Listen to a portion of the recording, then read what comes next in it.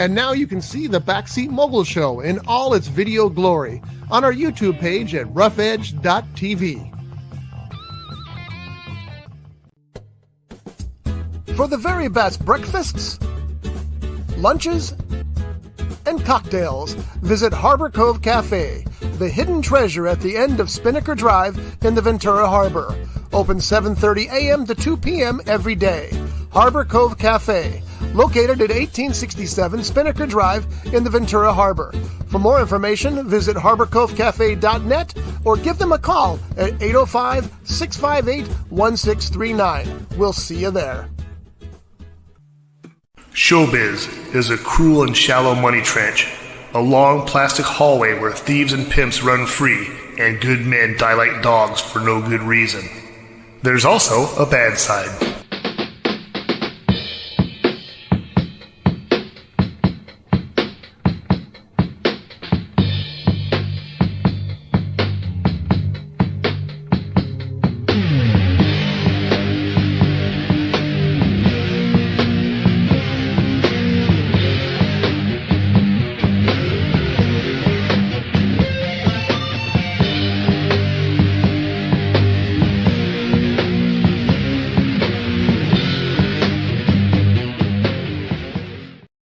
This is the Backseat Mogul Show live here on Rough Edge FM. I am R. Scott Bolton. I am the Backseat Mogul, and this is the show where we talk about show business.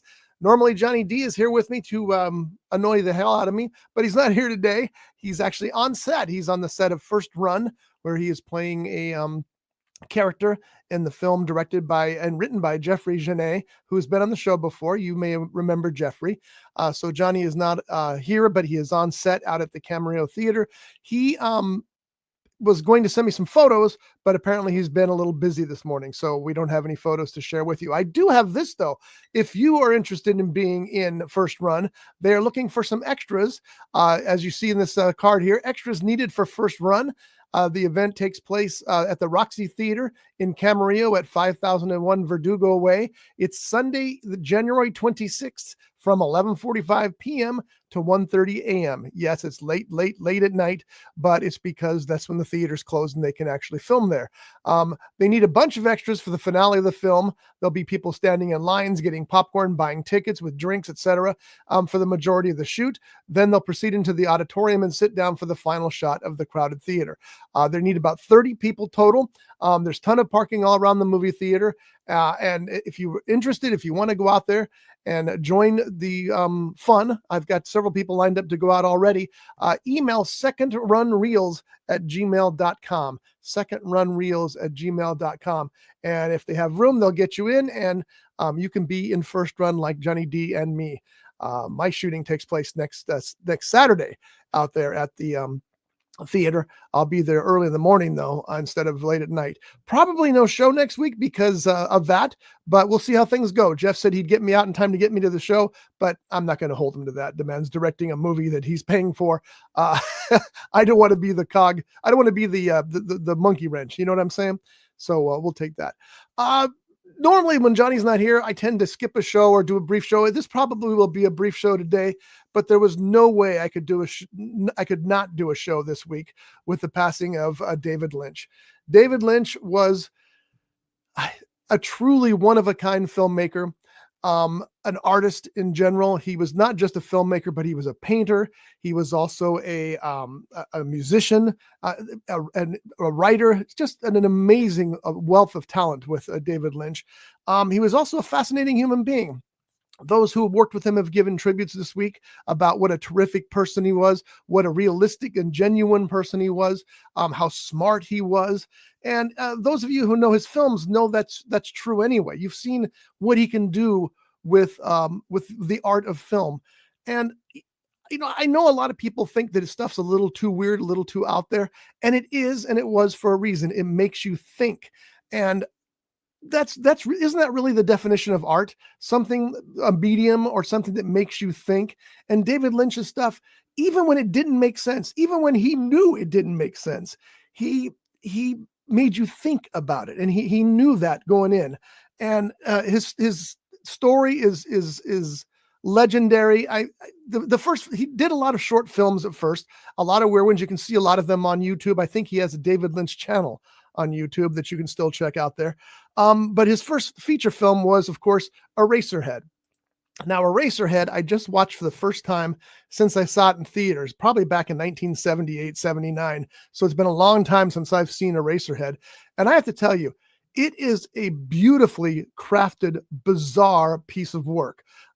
With all of its unique cinematography, with all of its unique set design, which was done by David Lynch himself. The thing that sticks out in my mind is next to the main character's bed is a nightstand. And we all have lamps and books and what have you on the nightstand. Not this guy. He has a mound of dirt, soil, with a twiggy tree sticking out of it. How bizarre is that? What kind of concept does that come from? It's just bizarre. It's never mentioned directly. You just see it in the background as you pass, and it makes you think the whole time, what is that doing there? What an interesting thing. The film is basically about a man who's struggling in life like we all are, and discovers that he has this baby. And I'm using baby in air quotes. The baby is very bizarre. It's very realistic even to this day. Now, you have to remember, this movie is almost 50 years old now. So the fact that this movie is almost 50 years old and that baby on a $100,000 budget for the entire film still looks realistic and scary, that's pretty impressive. Anyway, the baby acts as, it's at first, it brings him together with the baby's mother, but then she can't stand it because the baby's so weird. And if you watch the movie, you'll know what I mean. And then the baby starts to interfere with his life. And he has dream sequences and bizarre things happen to him. There's a neighbor next door who's absolutely gorgeous, who he'd like nothing more to be with, but things get weird with her too. And I got to tell you, when it's all over, your first thought is, it's over. It seems like there was so much more to say, but it's all there. It's all plugged in to Eraserhead. And it really was a unique, one-of-a-kind film that to this day, as Steven Spielberg said in his tribute to David Lynch, it stands the test of time. It is just an amazing, bizarre, somewhat nonsensical motion picture that will hold you riveted throughout. The sounds, the pictures, it's just utterly wild. But I highly recommend checking out Eraserhead. It's been a long time since I did. I'm very glad that I did. But it's, just be warned, it's a little bizarre. Lynch followed this with The Elephant Man, which was a film about, as everyone knows, a disfigured man who was born with a certain condition that led to him being called the Elephant Man because of the way he looked, the way he walked. He was a circus freak. That was his job. I'm not passing judgment on him, but that was his job. This was Lynch's first Oscar nomination for Best Director. And the interesting thing about The Elephant Man is that Mel Brooks, yes, that Mel Brooks, Spaceballs Mel Brooks, owned the rights to The Elephant Man. And he had seen Eraserhead, and he knew that David Lynch was the man he wanted to direct the Elephant Man. Studio said, you got to be out of your freaking mind. There's no way we're going to hire this guy to be the director of this film. And Brooks insisted. Now, Brooks was so into this motion picture, had so much faith in it, that he removed his name from the credits because he was afraid people would think it was a comedy. He was known for Blazing Saddles, of course, and Spaceballs and all those other movies. They thought, and his concern was they would think that The Elephant Man was a comedy. He was so determined to make this movie and make it right, he removed his name from the credits so that wouldn't happen. He managed to get David Lynch to direct it, and the rest is history. John Hurt, I believe, was nominated for an Oscar as his performance under all that makeup, and this was a big deal for David Lynch. It put him on the map in a big way. As I said, his first Oscar nomination, so that's a big deal. And we'll get back to The Elephant Man in a minute because I want to talk about certain films in particular. 1984, he did Dune. As we all know, Dune was not the success that they hoped it was going to be, based on the best-selling novel, of course, by Frank Herbert. The problem with Dune was, and by the way, Dune's not a bad movie. Lynch's Dune is not a bad movie. It's just a super weird movie that feels like there were too many cooks involved. And that happens to be exactly the case. Lynch had one vision of what Dune should be, and the producer Dino De Laurentiis had another vision of what Dune should be. And I think to myself often, what would have happened if Lynch had had full control of Dune? Would it have been too bizarre? Would it have been too deep and weird for regular audiences, or would it have just been more spectacular and more, keeping that creepy edge that David Lynch was known for? What would have happened there? I'm fascinated by that possibility. What if you would? The movie did not do well. Lynch was not happy with it. I know De Laurentiis wasn't happy with it because there was no more money in his pocket. Lynch often lamented the battles that prevented that movie from being the movie that he wanted to see. But again, his version of Dune, while not on a scope of the new Dune films at all, is still got its moments. One of which ended up being a meme this week. It was Patrick Stewart holding the pug, and the meme was, "Don't forget, David Lynch is the man who brought us Patrick Stewart going into battle holding a pug." It's true. I mean, just a very bizarre thing. So Dune, it may be a hiccup in Lynch's career, but his next film was Blue Velvet. Now, Blue Velvet was the kind of film that David Lynch would become best known for. It was weird. It was wild. It was David Lynch is what it was. And Blue Velvet was starred Kyle MacLachlan, Isabella Rossellini, Dennis Hopper, and Laura Dern. Laura Dern produced later David Lynch films, by the way. Dennis Hopper is famous for this scene. You can look it up on YouTube. Just look up Dennis Hopper and Heineken, and you'll see what that's about. Again, this was another interesting, strange David Lynch film, but it was more straightforward than some of his later films would be. And by straightforward, I mean audience friendly, not so super artistic that it turned some people off, but we'll leave that where that's at right now. His next film was Wild at Heart, a highly erotic movie starring Nicolas Cage, Laura Dern, Willem Dafoe, Crispin Glover, Diane Ladd, Isabella Rossellini again, and Harry Dean Stanton. And I will tell you that Harry Dean Stanton did some stunning work with David Lynch. I'm particularly thinking about Twin Peaks: The Return, which we'll also get to here shortly. He was brilliant in that as well. They worked well together. Wild at Heart, another one that got great reviews all the way through, did fairly well at the box office, I remember. And again, it's a little more straightforward than some other Lynch films, but at the same time, it's got that artistic twist, that artistic curve that made it so unique there. About 1990, Twin Peaks, the first series, was out, and I'm only bringing in this television series because it was the thing that really put David Lynch and Mark Frost, his partner in that, on the map. Twin Peaks was one of those television events that people talked about the next day at the water coolers that ended up almost like the Who Shot JR with Who Killed the Character that was dead in that as well. It was a phenomenon. It really was. It was a television phenomenon that got really hot. It wasn't until 1992 that they were able to solve things up. It only ran 2 seasons. And finally, in 1992, Lynch made a movie called Twin Peaks: Fire Walk with Me, which was supposed to solve all the mysteries of Twin Peaks. I'm not so sure that it does that, but it's still an interesting film and a nice capper to the original Twin Peaks series. And I say original Twin Peaks series for a reason, and that goes back to Harry Dean Stanton as well. But we'll move on from here to the next film.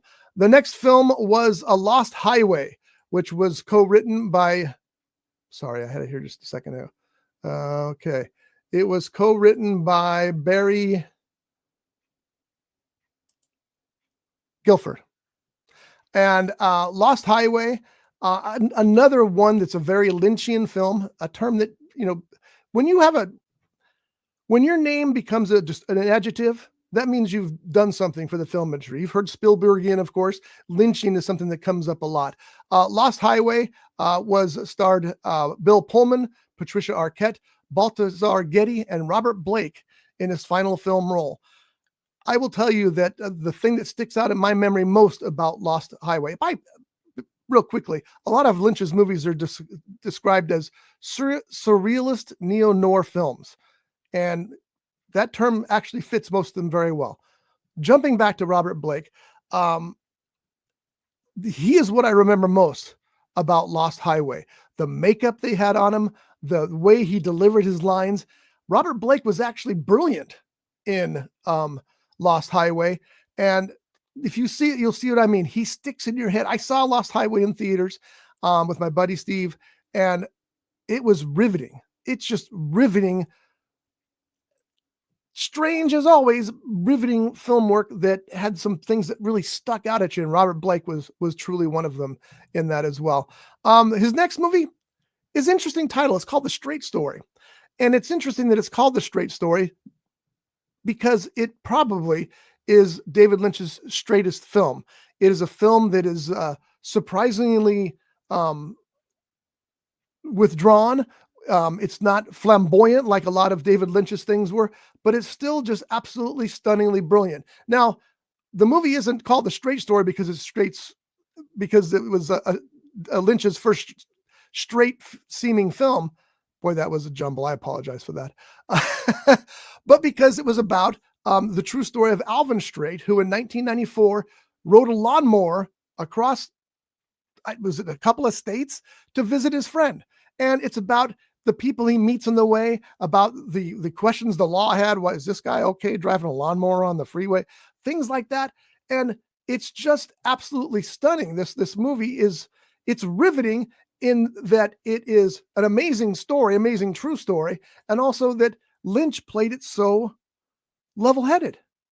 He just tells the story. Richard Farnsworth plays the lead, and he's absolutely incredible in it as well. I was going to say this later on, but I'm going to put it in there right now. Here's the thing. If you're interested, if you've seen David Lynch films and you're not sure you like them because they're so strange, then I recommend The Elephant Man and I recommend The Straight Story as the films to see, because those two films are David Lynch's most traditional type films. And I think that those two films, the artwork in those and the fact that they're so, and by artwork, I mean the works of art that they are, and the fact that they're so straight-laced compared to other David Lynch films, I think that will lead you into his more strange and wonderful works that he's best known for.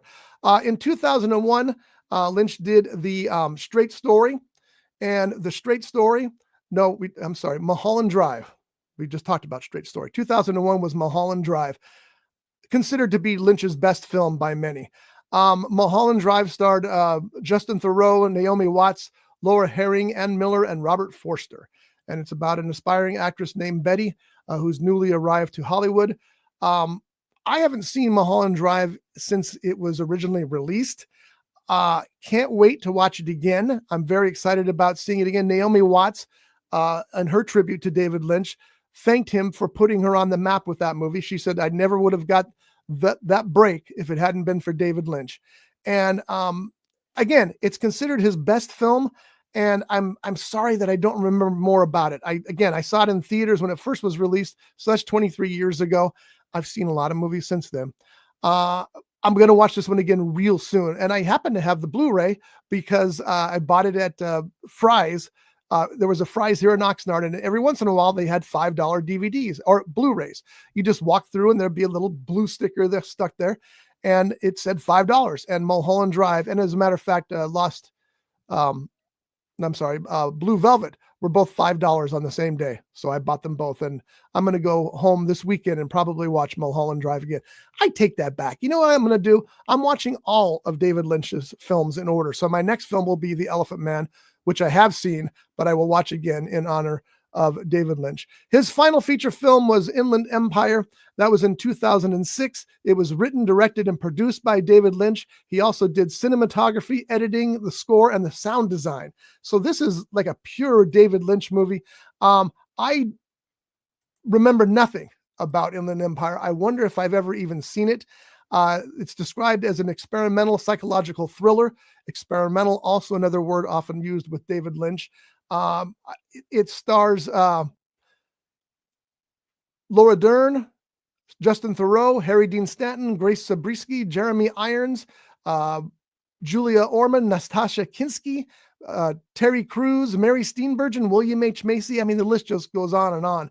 And this is probably the purest David Lynch film we'll see. I'm not saying his best, but his purest, because he did so much on this film that it's all about what he wanted. It's the film that he wanted to make, I think. Again, looking forward to seeing this again, and just re-exploring the magic, the mystery, the cerebral thought processes of David Lynch.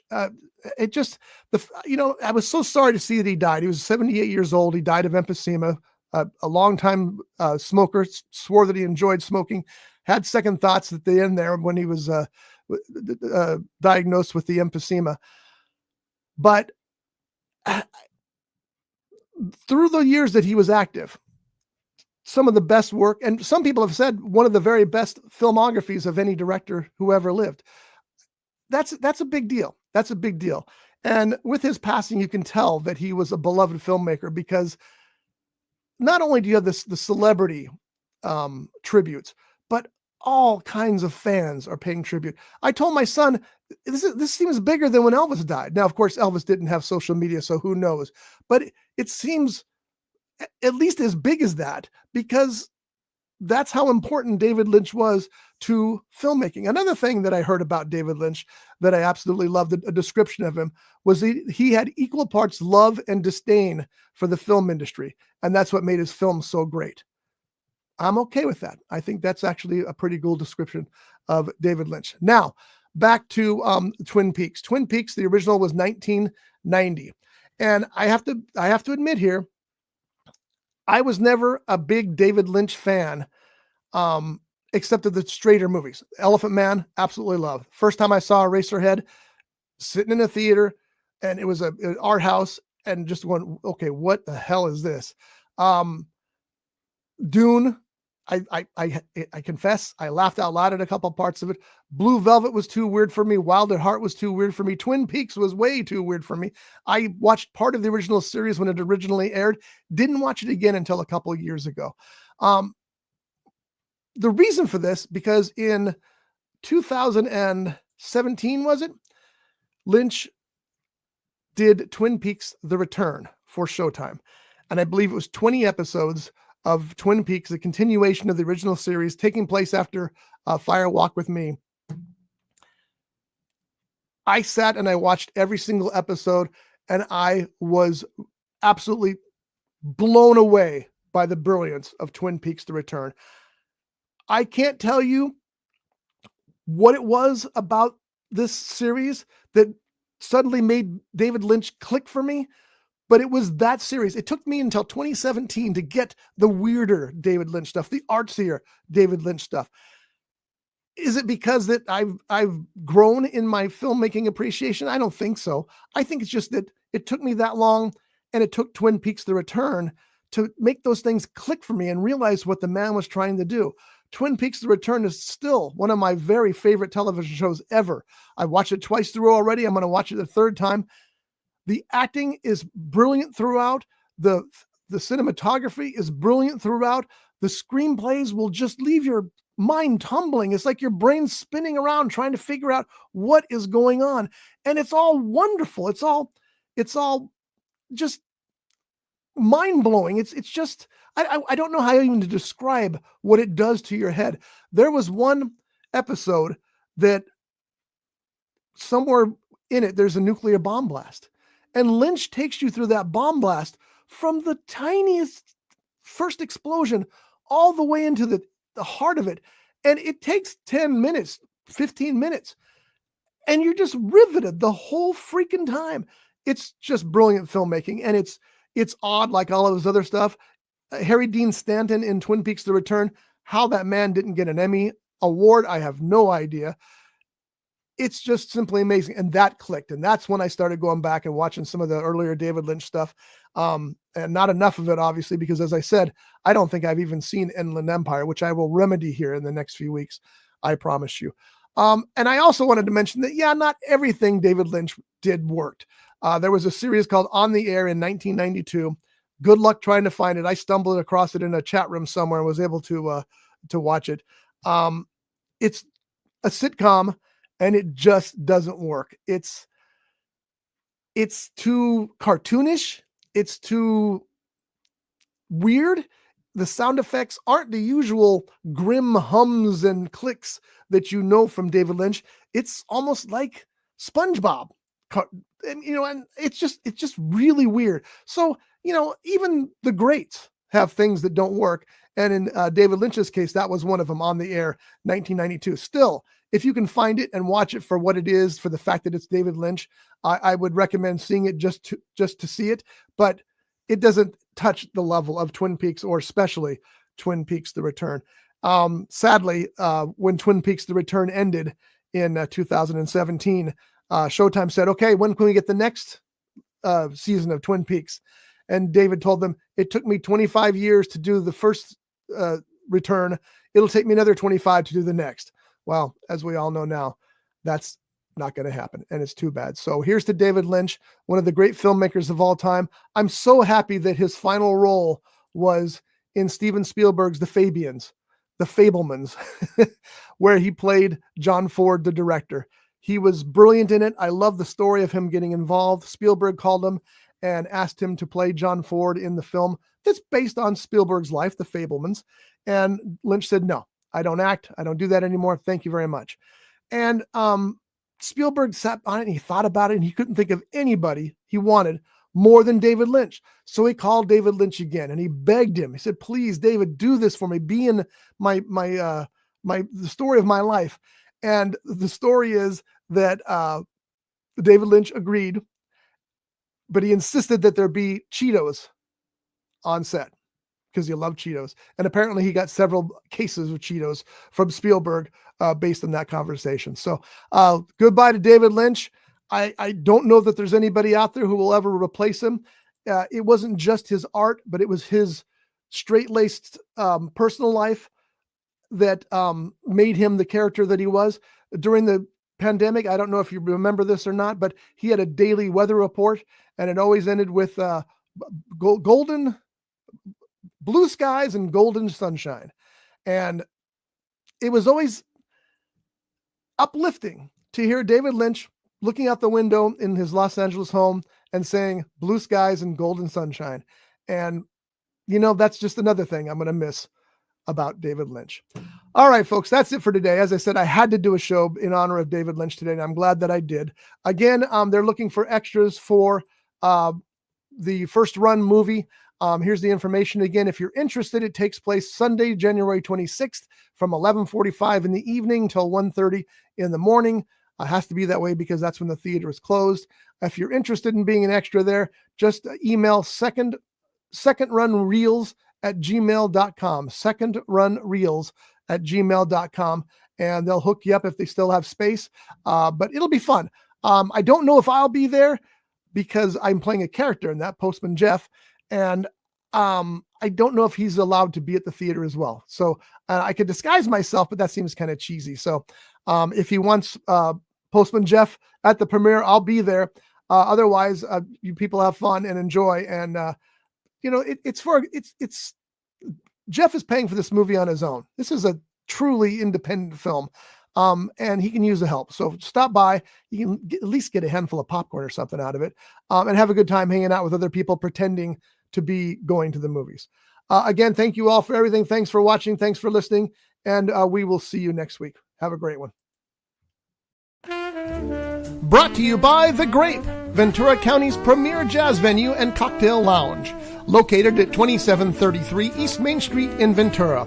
For menu and music schedule, visit them online at thegrape.club. This has been a Rough Edge Studios production.